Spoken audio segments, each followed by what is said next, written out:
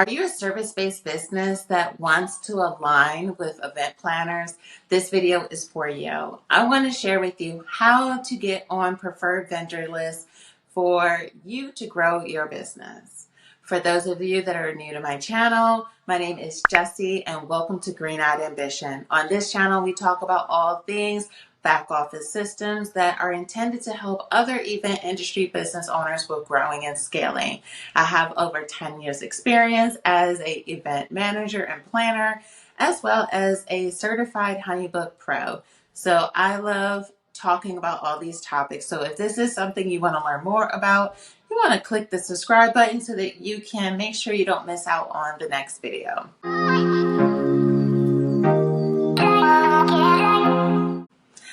This video idea was provided by someone that commented on one of my YouTube videos, and they were like, hey Jessie, can you help with sharing how you can get on vendor lists when you are a service-based professional? So I am here bringing you this video because I think that this is something that's extremely helpful. I did a previous video that I'll make sure I'll link here where I was sharing with event planners on how to go about creating their vendor list, but I also want to share with service-based businesses how to actually get on these lists. So the first thing that I'd recommend for you to do is to actually just create a list of venues or event planners in your area that you would love to work with. I always like to create a list first instead of just getting stuck in like, oh, here's one, and then I'll get slowed down. You have to know what keeps you in momentum. For me, I always create a list of prospects and then I will take another day to just weed them through so that you're not feeling overwhelmed, because a lot of this stuff is going to be a numbers game, because you may spend a whole hour researching this one client or this one event planner and then they ghost you. Then you're like, oh man, I wasted all this time. Where I like to create a list, I would say a list of anywhere between 20 to 50 different potential people so that you can attack it and see who's going to respond. What I find is that out of every 10 people that you reach out to, typically it will result in like one person that will be serious, because you'll get anywhere between 2 to 5 that are curious and then one that will be serious. So that's why I say that you want to have anywhere between 20 to 50 people on a list of people that you would like to be a preferred vendor. Once you have that, then you want to take the time to research them. So I would say go into Google reviews, see if that business has any negative replies or responses. I would also recommend going onto their social media platform to see if they tag that they use and partner with different vendors, because you'll find that sometimes with event planners, specifically, they will tag flowers by this person, cake by this person. So if a company is doing that, that's a good indication that they either connect with other people or they have their own preferred vendor list. And just because someone has people on their list, that doesn't mean that they don't have space for anyone else. That's why I just say, at least if you see that someone's doing that, that's always a good indication that they're not a one-man show and they're on a train to burnout. And I just find that if they're already doing it, then it can be a good fit.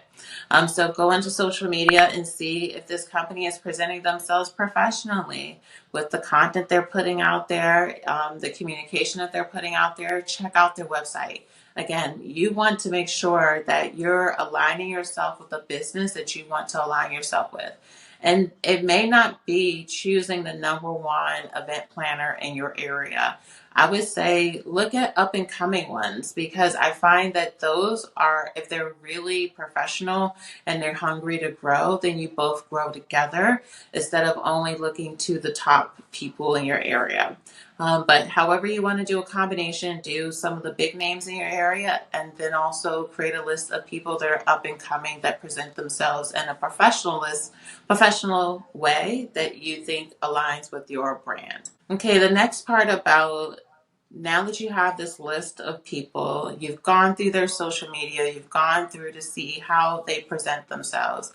I kind of teased this before, but the reality is that sometimes someone will get on one person's list and they're like, oh my gosh, that just didn't work out. Like, I don't know. Like, I don't feel that this was a good fit. Why should I go ahead and partner with someone? They didn't bring me any business. This is when it comes into play with the 80-20 rule, where 80% of the business that you will get from partnerships will only come from 20% of the people on your list. So that's why I think that is important, knowing if you're doing your business part-time around a full-time job, or if you're doing this completely full-time. I think it's important to try to get on a certain amount of list, not just one, because one is like putting all your eggs in one basket. I would say anywhere between 3 to 5, because all 3 to 5 will not bombard you. Typically, that's not going to be the case.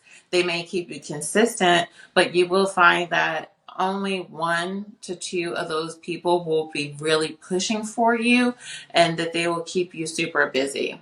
And that way you'll have some that will reach out on occasion, and that's great. That's extra money for you. That's maintaining that relationship. So the 80-20 rule is that 80% of the business will come from only 20% of the partnerships in which you have. So don't only rely on one company, because let's say anything happens, worst case scenario, like the business goes out of, that company goes out of business and you only have that one partnership. Does that mean that your business now has to struggle and suffer? Nothing is wrong with having multiple relationships. And I would just make sure, if they have you sign any contracts and things like that, know what are the rules of engagement, and what is expected, just because some people are very territorial with certain things. But again, it's an easy conversation. And if it's someone wants you on their list and they're not someone you can actually have conversations with or have open communication with, then that's probably not the person you need to be doing business with.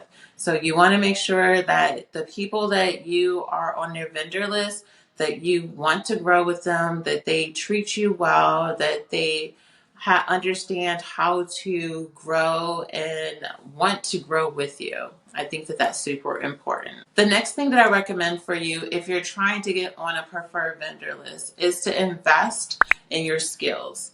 Because you did the outreach, you're getting on the list, you're talking to these people, they're telling you what are some of the expectations that they have. They have you possibly signing some documents.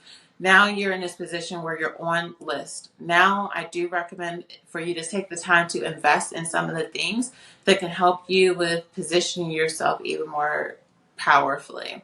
So one of the things that I personally like, but I know that people may not like that much, is that a lot of event venue spaces, they're requiring people to have certain types of insurance and things like that. And I think that that's important because of liability. You just want to protect your brand and your business. So if you are a bartender and you do not have any type of liability insurance, I do recommend that. Maybe you might do photo booth and you're doing as a side hustle. And I'm going to say this, even if you're doing this as a side hustle, I think it's extremely important for you to treat your business as it is a business, not a side hustle, because that can sometimes come off as a red flag to like an event manager or an event planner.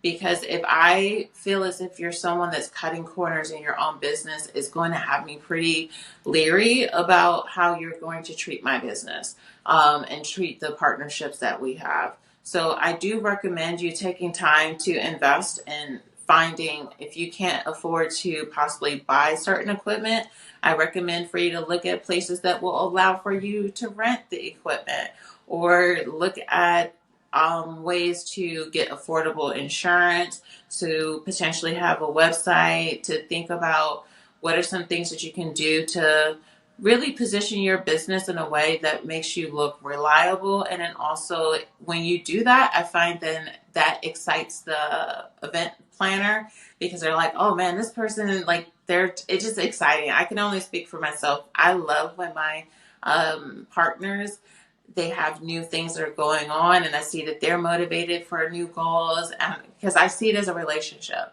I try to have this relationship partnership with everyone that I work with. So if you're trying to get on a list, I do just say go through those steps. Create a list of 20 to 50 businesses that you will want to align with. Reach out to them, but you want to research them first. When I say research them, I'm not talking about running their credit score or anything like that. Don't overcomplicate it. Keep it simple, but just see how this company is presenting their own brand and what people are saying. So check out their reviews, check out their social media, see if there's someone that you actually want to get aligned with. And don't forget that it's a numbers game. Don't just reach out to one person or even two people and be like, well, nobody wants to work with me, because that's not the case. It does take you being tenacious with it, following up with people. So I used to recommend to people, like, have a spreadsheet or notebook, and it sometimes can take you 3 to 4 follow-ups with somebody for them to know that you're serious. Because here's the thing, they are busy, hopefully. And if they're busy, sometimes they don't, if they're not as organized, they may forget to reach back out to you. So you want to keep yourself at the forefront of their memory too. So if you're someone that reaches out to one person, send out one email, or even if you email and connect with 20 people, but you only send them one message, again, that is not enough follow-up to get a result.